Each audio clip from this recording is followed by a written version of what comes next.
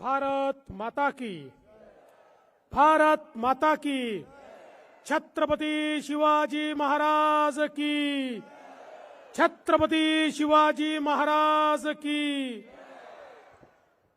67वें national school field athletics tournament में मंच पर उपस्थित महाराष्ट्र के जनप्रिय मुख्यमंत्री श्री एकनाथराव शिंदे जी,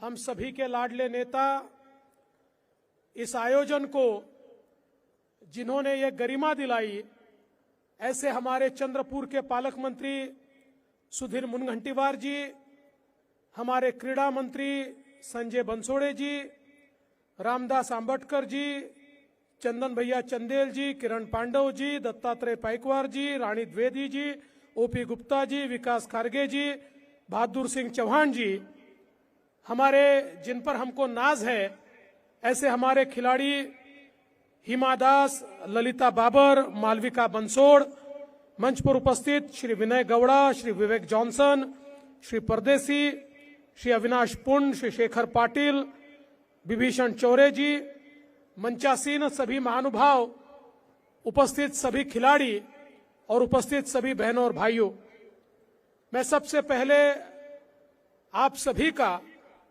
इस नेशनल स्कूल एथलेटिक्स टूर्नामेंट में बहुत बहुत स्वागत करता हूं और मुझे पूरा विश्वास है कि ये टूर्नामेंट बहुत ही सफल होगी।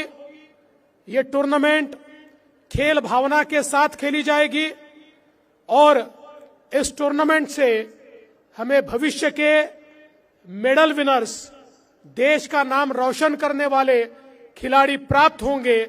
इसलिए मैं सभी खिलाड़ियों को बहुत बहुत शुभकामनाएं देता हूं।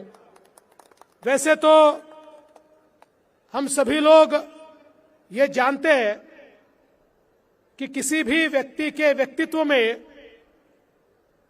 अगर स्पोर्ट्समैन स्पिरिट नहीं होगा तो व्यक्तित्व पूरा नहीं होता। खेल ये केवल हार और जीत के लिए नहीं खेला जाता। खेल एक इस प्रकार का आत्मविश्वास व्यक्ति के मन में तैयार करता है कि जीतने के बाद आदमी हर्षित तो होता है, लेकिन गर्व से किसी का अपमान नहीं करता और हारने के बाद उस हार को भी स्वीकारने की ताकत उसके अंदर तैयार होती है। इसलिए हमारे अटल बिहारी वाजपेयी जी कहते थे, क्या हार में क्या जीत में किंचित नहीं विचलित मैं, जीवन के संघर्ष पथ पर ये भी सही वो भी सही। ऐसे कहने वाले अटल जी और उनके ये शब्द, मैं ऐसा मानता हूं, हर खिलाड़ी के लिए बहुत महत्वपूर्ण है।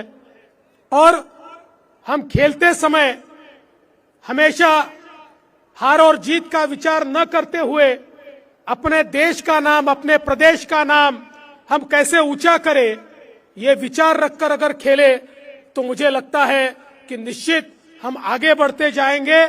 और वैसे भी कोई मेडल पाना ये मंजिल नहीं होती।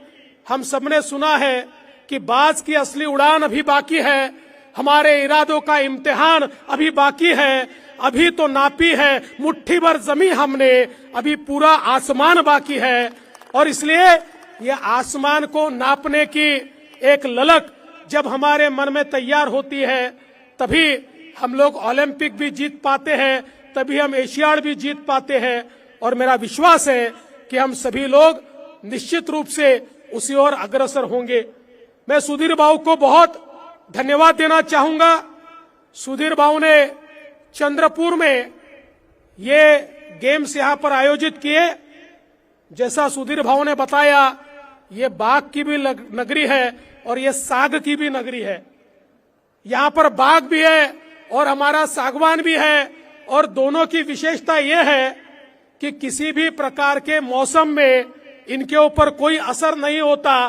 और जैसे बाघ ये जंगल का राजा है, वैसे साग भी ऐसी लकड़ी है जिसको कोई दिमक, यहाँ पर खराब नहीं कर सकती, खा नहीं सकती।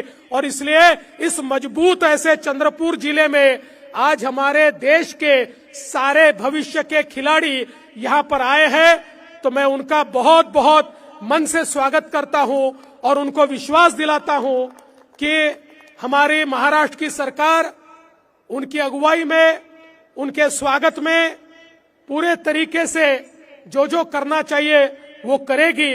और आपको आने वाले ये 2-3-4 दिन जो है, इन दिनों में केवल खेल ही नहीं तो साथ साथ हमारे चंद्रपुर के बाघों का भी दर्शन होने वाला है।